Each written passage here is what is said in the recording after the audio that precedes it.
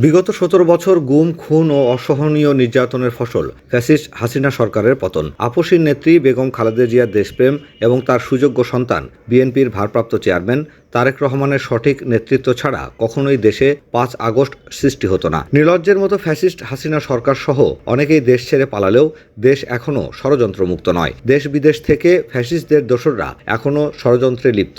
দেশের স্বাধীনতা, সার্বভৌমত্ব রক্ষা সহ গণতন্ত্র প্রতিষ্ঠায় আমাদের আরও অনেক পথ পাড়ি দিতে হবে।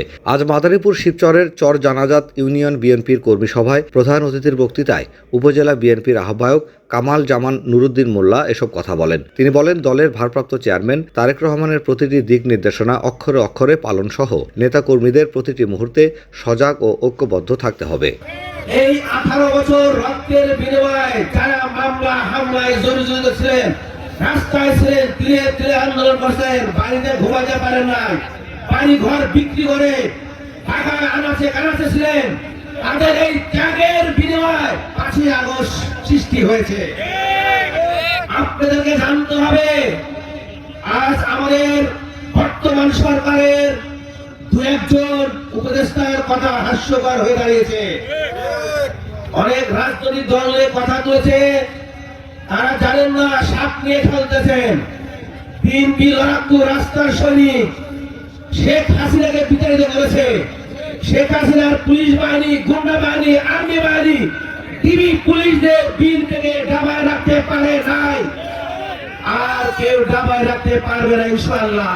এদিকে শিবচর উপজেলা যুবদলের সাবেক যুগ্ম সাধারণ সম্পাদক জসিমউদ্দিন মৃধা বলেন, আওয়ামী দুঃশাসনের কথা জনগণ ভুলে যায়নি। দিনের পর দিন ঘর ছেড়ে পালিয়ে বেড়ালেও দেশের স্বাধীনতা, সার্বভৌমত্ব পুনরুদ্ধারে অনড় থেকেছে নেতাকর্মীরা। আগামীতেও শহীদ প্রেসিডেন্ট জিয়াউর রহমানের আদর্শে প্রতিষ্ঠিত জাতীয়তাবাদী দল বিএনপির পতাকা তলে ঐক্যবদ্ধ থেকে ভারপ্রাপ্ত চেয়ারম্যান তারেক রহমানের দিক নির্দেশনায় গণতন্ত্র পুনঃপ্রতিষ্ঠার লড়াইয়ের জন্য প্রস্তুত দলের প্রতিটি সদস্য। আমরা দীর্ঘ 17-18 বছর আজকে এইভাবে একত্রিত হতে পারি নাই বন্ধুগণ। আমাদের এই দেশে একত্রিত হতে দেওয়া হয় নাই বন্ধুগণ। আমরা কিন্তু ভুলে যাই নাই সেই আওয়ামী দুঃশাসনের কথা বন্ধুগণ। কিভাবে আমাদের রাতের অন্ধকারে ঘর ছেড়ে পালাতে হয়েছিল। এই দেশের পুলিশ প্রশাসন দ্বারা কোন মানুষ সুস্থ ছিল না বন্ধুগণ। এই দেশে বড় বড় 2জন নেতা ছিলেন, একজন নূর আলম চৌধুরী লিখন, আরেকজন ছিলেন তার ভাই নিক্ষণ চৌধুরী।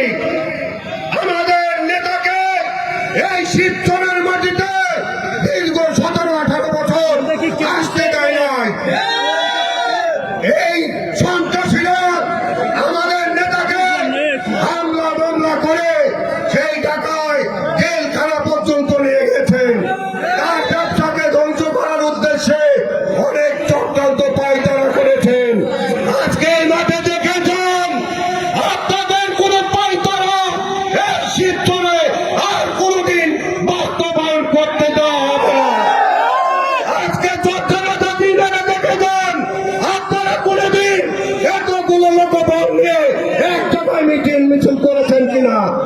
এটা শুধু আমার নেতা, প্রিয় নেতা জনাব জামাল মোল্লা তাই সম্ভব, এছাড়া শিবচরে আর কোনো দ্বারা সম্ভব নয়। যারা বন্ধুগণ, আমার প্রিয় নেতা আগামীতে শিবচরে এমপি হবে, আপনারা কে কে ভোট দিয়ে এমপি বানাবেন সবাইকে অসংখ্য ধন্যবাদ জানিয়ে আমার সংক্ষিপ্ত বক্তব্য শেষ করছি।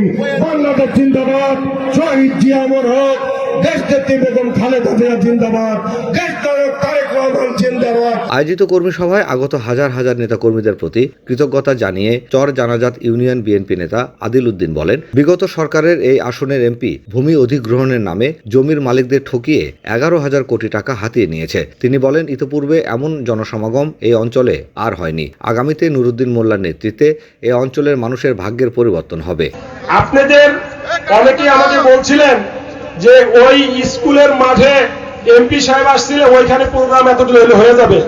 আমি জানি জামাল কামাল নুরুদ্দিন মোল্লার তার কত লোক এবং তাকে কত মানুষ ভালোবাসে।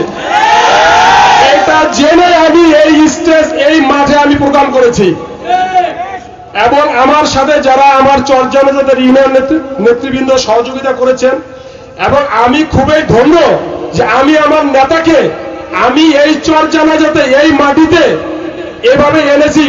কোন দিন এই চরজানাজাতে এত মানুষের সমাগম হয়েছে কিনা আমার জানা নাই।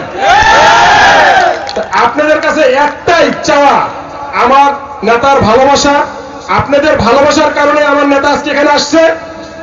তেমনি আপনারা আমার নেতাকে ভালোবাসা দিবেন, তাকে আগামীতে ধানের শীষ মার্কায় ভোট দিয়ে এমপি হিসেবে জয়যুক্ত করবেন। আমরা ইনশাল্লাহ তাকে মন্ত্রী হিসেবে পাবো, এটা বিএনপি নেতা বীর মুক্তিযোদ্ধা মোতাহার হোসেন মাস্টারের সভাপতিত্বে আয়োজিত এই কর্মী সমাবেশে অন্যদের মধ্যে উপস্থিত ছিলেন শিবচর উপজেলা বিএনপির সাবেক যুগ্ম আহ্বায়ক শাহজাহান মোল্লা, বিএনপি নেতা সেলিম খান, শাহাদত কমিশনার, শিবচর উপজেলার যুবদলের সাবেক সভাপতি বাকাউল করিম খান ও যুবদল নেতা অনিক সহ আরো অনেকে।